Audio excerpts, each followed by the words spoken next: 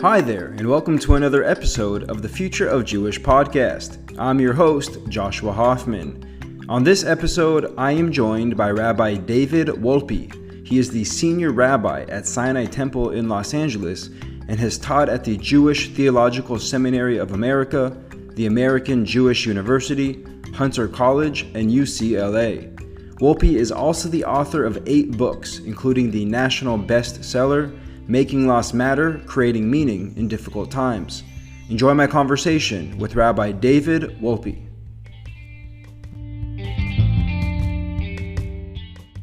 Rabbi Wolpe, thank you so much for taking the time to speak to me. It's a pleasure. You know, you're one of the foundational rabbis of today's Jewish world in the United States, second biggest Jewish population in the world. So I'm really looking forward to this. Thank you. To this interview.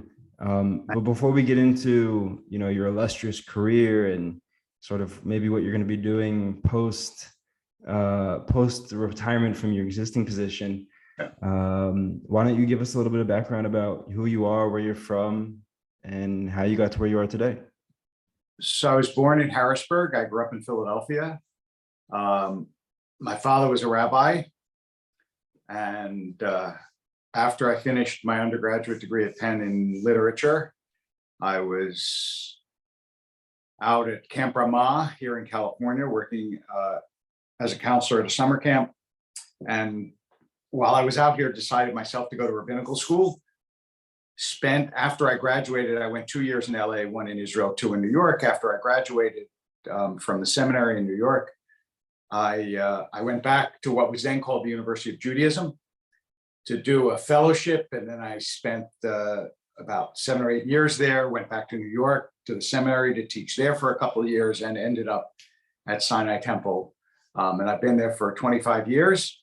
I have 1 more year to go, as you said in the opening remark.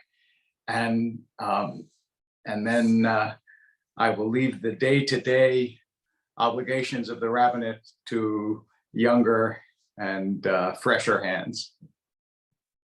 So I'm curious to know, being the son of a rabbi and sort of looking at your father in his rabbinical time frame versus your rabbinical career, what are some of the things that are the same and what are some of the things that are quite different? The biggest immediate, well, I don't know if it's the biggest immediate difference. The first thing that came to mind is that there was no internet, there was no social media. When you went home at night, you went home at night. I mean, every now and then someone would call with an emergency, but you didn't wake up to emails. It's a much more consuming job than it was. I get people asking me questions from all over the world all the time. And some of them are extremely resentful if they don't get an instant response, because that's what we're conditioned to. It's not they're bad people. That's what we're conditioned to. You write somebody on their Facebook Messenger or on email and you expect them to answer. If they don't answer, you feel aggrieved. So that's one difference. Of course, another difference is that it was a different generation. It was post-Holocaust. There were a lot of survivors. There was an intense drive to establish a community that had been decimated. And also in my own rabbinate, a huge difference is that my congregation is at least half, probably more than half Iranian, Persian. And that was a community I never knew anything about before I came to Los Angeles. So a lot of differences, actually, even though we were both conservative rabbis in large conservative shuls. I'm glad you brought up the term conservative, because in full disclosure to you, I think my audience knows this by now, I'm sort of new on my Jewish journey. I mean, I'm 33 years old, but my Jewish journey might as well be about 6 months old in terms of really getting into what I call deep Judaism. I mean, surface level Judaism, I'm actually from LA. I think I told you that, from the Valley. And so, I felt that I've received a very surface level Jewish education going to Hebrew school. And I did go to Jewish summer camp looking back, I think there were some deep Jewish aspects there. But now that I find this whole concept of Jewish denomination is quite interesting, because growing up, I grew up Reform. My father was actually conservative, but still grew up more in a Reform house. And I just figured that's just the way it's always been. You Right. had Reform, you had Reconstructionist, conservative, modern Orthodox, ultra, Haredi, blah, blah, blah. Right. And then just recently I learned that Jewish denominations are like only from the last basically few hundred years, that, maybe before sort of, I don't know, 1800s, give or take, there wasn't a Reform, conservative, Orthodox No, type. not at all. There were still groups, though. They weren't Reform conservative, but there were the Hasidim, the Mitnagdim. There were different Hasidic Rabbis and dynasties, different kinds of Jews, Galiciana Jews, German Jews, other kinds of nationalist and locale customs. Mizrahi Jews, the Middle Eastern Jews, had a different experience from the Jews of Europe. So while you're absolutely correct, there were not denominations as we know of them. They really started in Germany. Reform was a product of Germany of the 19th century, but there were Jews always had different groups. Do you feel that the division, though, between sort of the tensions that at least I see, I don't know if in your community you see it, but do you feel that the tensions and sort of my Judaism is better than your Judaism, do you feel that existed at the same level as it does? The good and the bad news is that was always true. The fights between the Hasidim and the Mitnagdim were quite serious.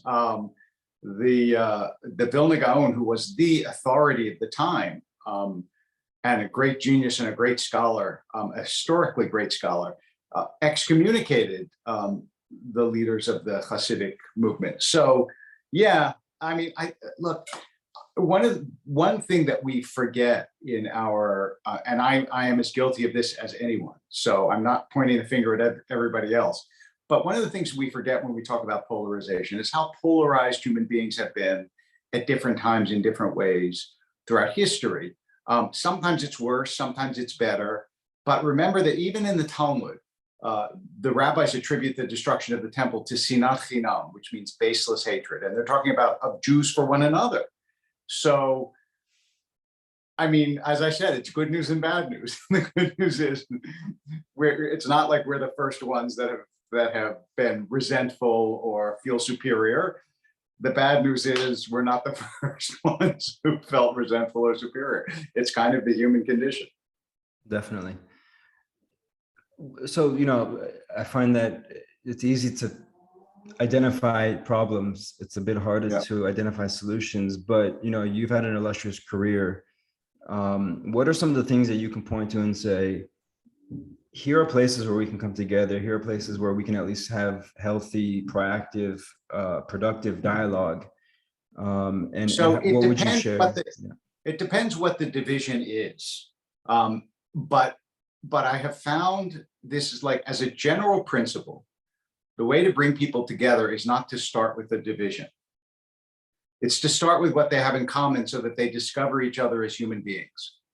So that you don't, for example, if you're a conservative or a liberal on politics, you don't start with, what do you think about the president, whoever the president happens to be?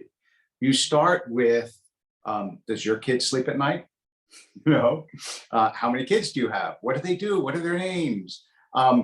Because the mechanism in our brains to otherize somebody, that is to make other, somebody who disagrees with us, is very powerful.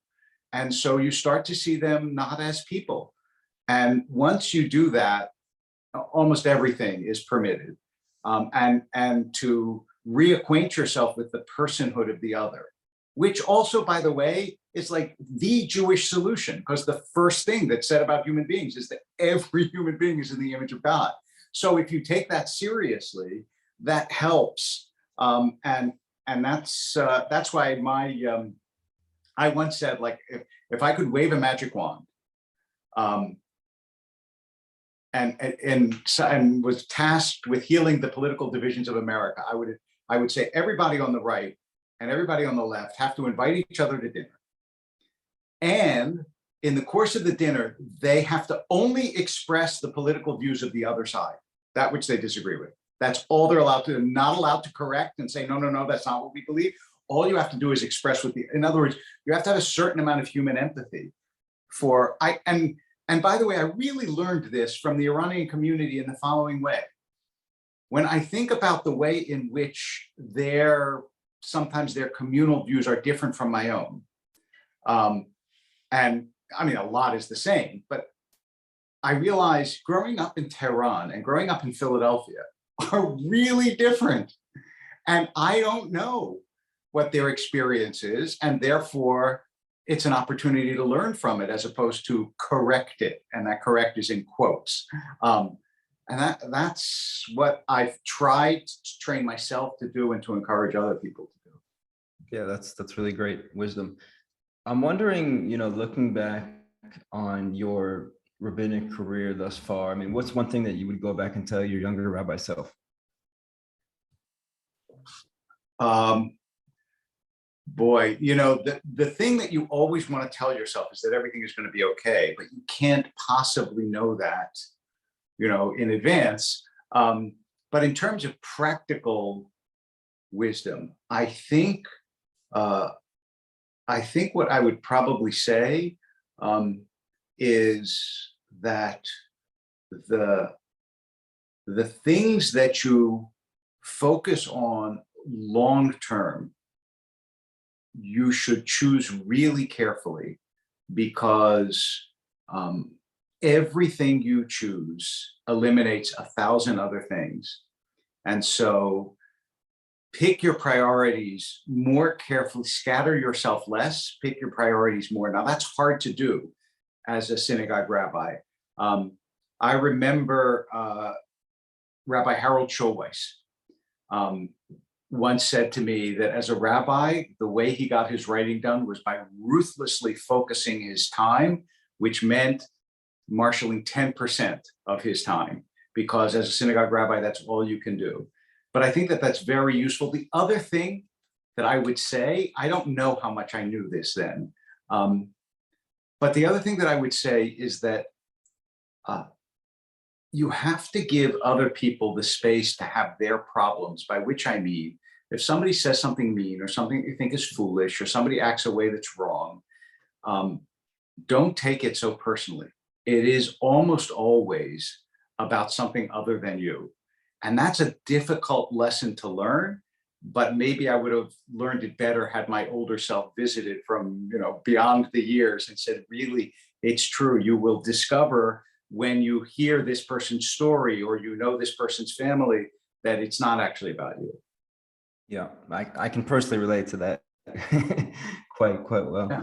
Right. I know you have a tremendous relationship with Israel. You've led tons of missions here, solidarity missions. You were here with Mitch Albom, I read, the great author.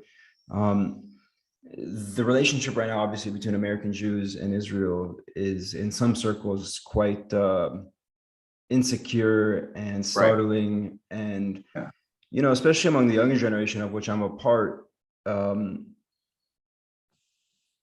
how do we go forward in your estimation? So, well, part of it is some lack of historical perspective, which I understand, but it's really true. The enormity of the miracle of having a state after thousands of years is overwhelming to anybody who really has an appreciation of Jewish history. But among other things, Americans are not noted for their appreciation of history, which is its own problem. But the other part of it, I think, is that it's a little bit like, I don't know, I've never used this analogy before, so you'll understand it's not a perfect analogy, but it's a little bit like how you can't believe your parents were people before they were your parents. There's an inability to cast yourself back before you were at the center of the drama. So today, there's an inability to appreciate how much the struggles of Israel fashioned what Israel now is, and how long Israel was really like American Jews and Jews in Israel and Jews around the world really did wonder, will it be around tomorrow, the next day, the day after that? And so the attitude that you take towards someone once you realize that they were actually a person before they were a parent, or towards Israel when you realize that it was actually a struggling hanging on by a string state before it became powerful, and why it became powerful that way. And what that means, it gives you a different perspective. The other problem is that, obviously, without getting into the weeds of the problem, is that there is an intractable problem of two peoples sharing the same land who are very different in their orientation and in their expectations. And we could talk much more about that, but it's not like it isn't. It's very difficult, and it's very hard to know how to do it. You know, I'd like to talk a little bit more about that with you, because I think it's one of those Sure. things that,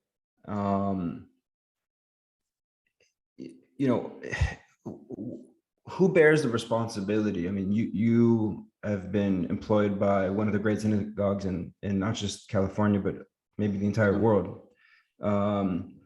And is it the synagogues? Is it the JCCs? Is it the Israeli government? The responsibility for the change in attitude. I think part of it is the same responsibility that my generation bears to a younger generation that's less involved in Judaism, and the generation before us, because that which you love, you think is going to automatically get transmitted, and it doesn't. That's one thing. The second thing that bears responsibility is the genuine difference in the situation of Israel now and 30, 40 years ago. When you see, for example, when you see an Israeli jet that drops a bomb and it misfires and it kills Palestinian children on a beach, that's real. It is real. And to offer historical explanations right away is almost offensive. And so the position of Israel has become much more difficult to understand and defend than when it was the state that everybody was besieging, nobody liked, and was fighting desperately for its survival. That's also true. And then the other part is we've done a very poor job, I think, of educating Jews about Israel by and large, despite many, many, many good efforts. So, you know, I mean, my 2-second sort of elevator pitch about Israel goes as follows. Every single country that has wanted to make peace with Israel, there's peace. Egypt, there's peace. Jordan, there's peace. Now, you know, Bahrain and the UAE, and soon Saudi Arabia, it seems, on and on and on and on. Israel has never been the obstacle to peace. As soon as those countries decided to make peace, Israel was there. So if you ask yourself, why have the Palestinians not made peace? You can't say the onus is on Israel when everybody who's wanted to make peace, Israel's made peace with. And at the expense, by the way, of giving away the Sinai, which was the big, rich, huge. I would probably rather have the Sinai than the West Bank if we really had to choose. But I'm not sure I have to give that more thought, but I might. However, there is a fundamental unwillingness, I think, has been a fundamental unwillingness in the Palestinian community, and I understand it, but it has been the obstacle to peace to accept Israel as a permanent presence there. And the last thing I'll say is, and I've said this many times, I just want people to imagine that tomorrow, Israel had the firepower of the Palestinians, and the Palestinians had the firepower of Israel. In a week, there would be no Jews left in the Middle East. So I think as long as that's true, it becomes very difficult to imagine that as many mistakes as Israel has made, and they have made numerous, endless numbers of mistakes over the years, that they're not the fundamental reason there isn't peace in the Middle East, because there is everywhere else with everyone who wants it. I want to go back to this idea of who bears responsibility, because you said, you know, we in our generations and our parents. So are we talking about the individual? Like, are we talking about at the household level? Are we talking about, you know, you talked about Jewish education. I mean, I'm just, is it collective? Can we break? I mean, how do you break that down? I think it's not, well, there's enough to go around. I mean, most kids don't get a comprehensive Jewish education. They don't because their parents don't give it to them, because Jewish day schools are extremely expensive, because the majority culture, it's countercultural to get a Jewish education. It's not what the majority culture prize is, on and on and on. So I don't know that you can point the finger at one force or another in a complex social phenomenon. When people say, for example, Israel's propaganda should be better, I don't think that that's the heart of the issue. I really don't. I think it's much, much more than that. I think also you can't discount the fact that in this situation, there is an appearance of victimhood, and there is a natural bias. Forget whatever anti-Semitism underlies it, but there's also a natural bias in the media towards, oh, this person is the victim, without necessarily exploring how and why that is. And so it's also, once you start to be surrounded by that kind of cacophony of, or even harmony of voices in one direction, most people aren't going to take a lot of time, Jews or non-Jews, to find out what's behind it. In America, I'm trying to understand which organization or organizational unit has the most engagement with the average Jew today, would you say?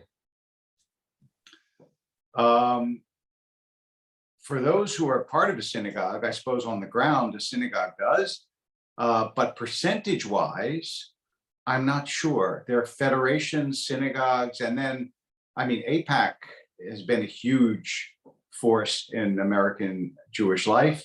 And I think all of them have made efforts, but it's not easy. It is not easy. On college campuses, it's not easy. And in institutional life, it's not easy to educate people about almost anything that is complex and historical. So Israel's right up there in that. But I also say to Jews who are upset about the lack of general education, I ask them how much they know about Kashmir. Kashmir might be the most important flashpoint in the world, depending on what happens with India and Pakistan. And yet most people know almost nothing about it. So when we lament the general lack of knowledge about Israel, I think that it's also part of a much, much larger sociological phenomenon in America. We're not curious about the world in general. And you have to first get Jews to care about Israel. And at least I think that if they're not religiously engaged, that makes it that much harder. The reason I asked about the engagement is because I'm wondering, ultimately, like you said, it's not easy. And I'm wondering, is it a financial issue? What is it? Is it just, if I had a bigger size check, or are there other elements here that maybe we're missing? Part of it is financial. It is a financial issue because if you think about it, the average Jewish day school is extraordinarily expensive. Our own Jewish day school at Sinai is extraordinarily expensive. And as a result, you have parents who, they'd like to be able to send their kid to day school, but it's a choice between that and other priorities or other necessities. And that makes it hard. That's one. Then there's an anti-institutional bias, especially in a young generation. And they see a synagogue and think, I don't want to walk into that building for my spiritual renewal. I would much rather go to the beach, see the sunset. So there is that as well. And then a whole generation of parents are not equipped themselves because they went through the same thing to teach their children. So they're frustrated at their kids' attitudes, but they don't know what to say about it because they didn't have a good Jewish education on their own. So it is a combination of things. Look, I would love to see a giant financial initiative to make day school free to any Jewish child who wants to go. And I think that the Jewish community could afford to do that if there was enough organization and dynamism and leadership to make that possible. I want to get to your books. I think if I read correctly, you've written about 8 books. Is that Yes, right? that is And right. they all, first of all, they all seem very interesting, but the one that stood out to me was David the Divided Heart, which I believe was your last one. Yes. And you really focus on this biblical figure, David, which um, I think you use words like he's one of the most perplexing and enigmatic people in the history of the world, type of thing. Yeah. Just curious. I So mean, he, yeah. I mean, David, who there's more about David in the Bible than any other character. Um, and what makes him so, to me, what makes him so, Yale University Press puts out a series of Jewish lives, all short. And they asked me who I wanted to write about. And for me, that was, a no-brainer. David is more, in a weird way, more about David than you do about Moses. When I say there's more written about him, I can imagine some of your listeners think, what about Moses? I mean, the whole, 4 of the 5 books are about Moses. But first, I'm talking about the whole Hebrew Bible. And second, there's much more personal detail about David than there is about Moses, much more in the Bible itself. So we know about his marriages, and we know about his siblings, and we know about his infidelities, and we know about his struggles, and we have the Psalms that express some of his perplexity. I mean, on and on and on and on, much more internal stuff than you get with Moses. And what is so fascinating about David, many things, but the peak of fascination is here is this deeply flawed and quite remarkable, astonishing character who becomes the progenitor of the Messiah. And you wonder, why does God choose David of all people when there are other characters seemingly available? And what is it that makes David the prototype of the Jewish leader, David Melech Israel, David, King of Israel? That's what we sing. And so I wanted to learn more and know more. And I can't, and in the title, I think I express part of what I found about David, which is that he was a divided heart, that he was torn in many different directions. But having said that, he was, one direction that he was not pulled in was away from God. That is, his relationship to God through all of the struggles that he had as a person is constant. And that's another thing that makes him quite remarkable. So I could talk about this for a long time. No, definitely. And I find the subtitle, The Divided Heart, just incredibly relevant to the plight of many Jews today, including in Israel, by the way, where on one hand, there's this, for some people, deep understanding, for other people, superficial, of being Jewish and Jewish history and heritage and so forth. And then there's also being part of sort of the greater world and assimilation and personal goals and tribulations and sort of, it just feels very relevant now more than ever to the Jewish world. What do you make of that? There's no question about it. The divided heart is what Jews struggle with all the time. Fidelity to Judaism, and as you said, an attraction to the larger world, a desire to fit in and a desire to be different, both of which are powerful in us. I think that it's very hard. I don't know if you're aware, I will recommend this to your readers, though, as to your listeners as well, is the book As a Driven Leaf by Milton Steinberg. As a Driven Leaf was written, I think, in the 50s.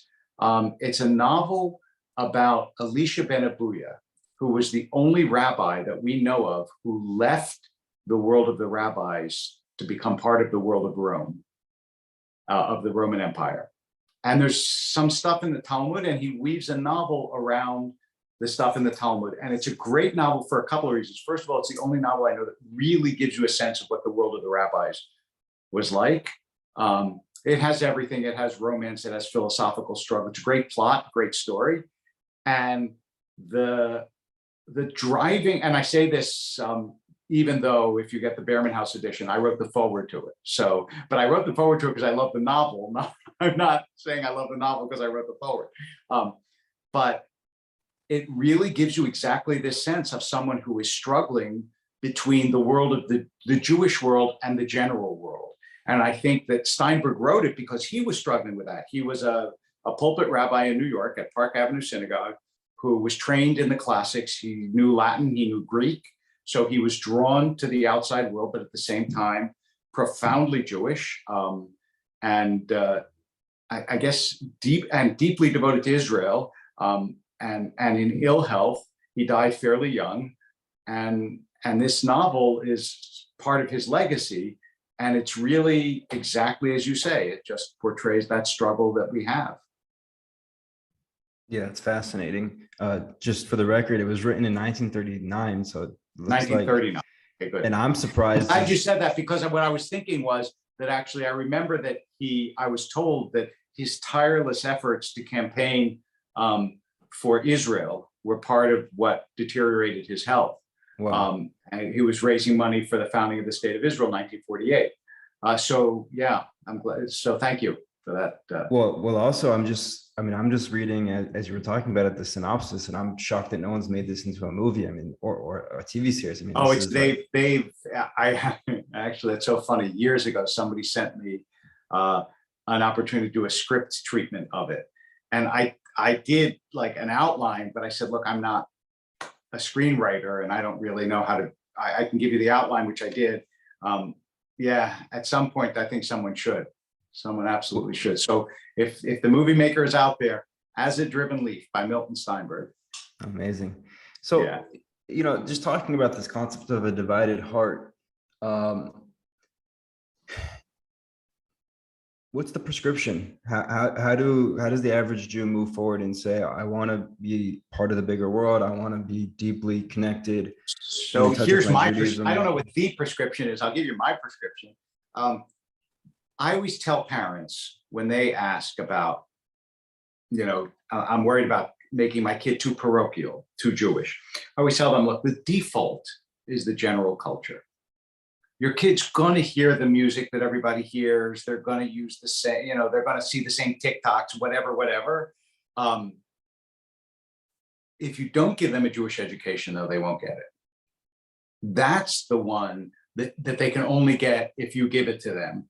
The education in the general culture, I promise you, they will meet different kinds of people. They will, even let's say you go, as I did, I went to private Jewish schools up till college.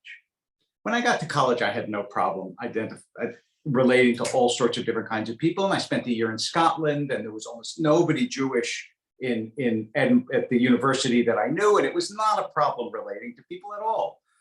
But I knew something about Judaism. So I could have had the exact same experience and know nothing. So my prescription is learn your tradition. It will make you more universal, not less. And if you don't, then you just won't know who you are. I mean, if you're going to have branches, you got to have roots. Absolutely. The thing that also I've picked up on in the last few months is the fact that, or I don't know if it's a fact, but the perception or the sort of analysis that the Jewish world has been so exclusive for so long that we don't, on a macro level at least, have great relations with what I'll call our non-Jewish family, friends, and communities. And so my feeling is like, I think Zach Bodner wrote about it in his book, Why Do You Jewish? Like if a child, especially in this case, or a teenager or a young adult has to choose between like doing something Jewish and doing something with their non-Jewish friends, it puts them in between a rock and a hard place. So based on your career and sort of where you sit, how can we as a collective Jewish community and as a Jewish people do a better job of engaging with the so-called non-Jewish family, friends, and communities? I mean, it's a little bit of a case-by-case basis. I don't know how much some of the Jewish community might be exclusive. A lot of the Jewish community, though, is deeply, deeply integrated with the general culture. You go to the symphony, you go to the opera, and you look at the wall, and half the names of the wall of donors are Jewish. So I'm not convinced by the critique that the Jewish community has been too insular. I think that what they have been is Jewish, and they've always made a practice of standing a little bit apart because that's the only way to be Jewish. But I don't buy, except for, I mean, I suppose if you go to Borough Park, the Jews there don't mingle very much, but the Jews of Los Angeles, the ones that line Rodeo Drive, the ones that sit in the cafes along Ventura Boulevard, they don't mingle with people. No, so I was saying the other way around, that Right. we don't allow people to come into our places. It's not that we don't go into theirs, and that they don't welcome I mean, us. the same is true. I mean, I have people in our synagogue all the time. We have Black pastors have spoken from the synagogue, and we've had choirs, gospel choirs. We had an interfaith service for Ukraine with the Ukrainian church when the war broke out. I'm not convinced. I don't think that people come to synagogue who are not Jewish less often than people who are, than people who are not Hindu come to Hindu temples. I really think that that's an excess of self-criticism that I don't entirely buy. I think we invite people in at least as much as other groups do. But there is a certain exclusivity to keeping kosher, keeping Shabbos, those kinds of things. That's true, but I don't apologize for that. Some families have more people for dinner. Some families have fewer. Right, but I guess so. I just wrote an essay this week talking about how Shabbat should be the new yoga, meaning 99% of people who practice yoga today around the world are not Buddhist or Hindi from where yoga comes. And so, this I think that's beautiful. I think it's a beautiful idea for people. It's good for them, but it won't make them Jewish. So I don't think it's about making people Jewish. I think it's about allowing people who are not Jewish to derive individual and communal value from Jewish aspects, not to convert them or to make them Jewish, but to make them understand and appreciate Jewish culture and history and heritage. Yeah, I think that's a beautiful thing. I do think that Jews are fairly, look, Judith Shulevitz wrote a book about the Sabbath, recommending it to people. I do think Jews are reasonably vocal about their culture, but is there room for more? Yes, there is certainly much more room for more. And I love to hear Jewish voices in the media speaking about Jewish things. And I try to contribute to that. I think it's important. So of the 8 books, I know it's like asking you who's your favorite child, but if there's one of the 8 books that you could recommend to my readers to start with, it would be? I would say it depends what they're interested in. If they want to know how to cope with grief and loss, Making Loss Matter is the book that I wrote about that. If they want to know about why somebody should have any kind of faith, Why Faith Matters. If they want to know the best case for why to be Jewish, I wrote a book called Why Be Jewish. And if they just want a good story, the David book. So I think it really does depend on what it is that someone's looking for. I'll leave you with the question that I'm sure you get all the time, but I have to ask it as an interviewer, which is, what does post-temple life look like in your mind right now? No, I like thinking about it, so I appreciate your asking it. So I'm going to Harvard for a year as a visiting scholar once I finish. And then I plan to come back to Los Angeles. And what I want to do is write and speak and teach. The tasks of being a pulpit rabbi are unremitting. They don't end because we have a big community. Human need is boundless. And I would like to have the space to think and read more and write more and engage that part of being a rabbi, and do a lot less of the day-to-day kinds of stuff that I've been doing. I don't regret it for a second. I really don't. I think it's been an unbelievable experience to be a congregational rabbi, but I'm ready for something else. Well, best of luck. This has been a Thank you. fantastic interview. Thank you for taking the time. Thank you.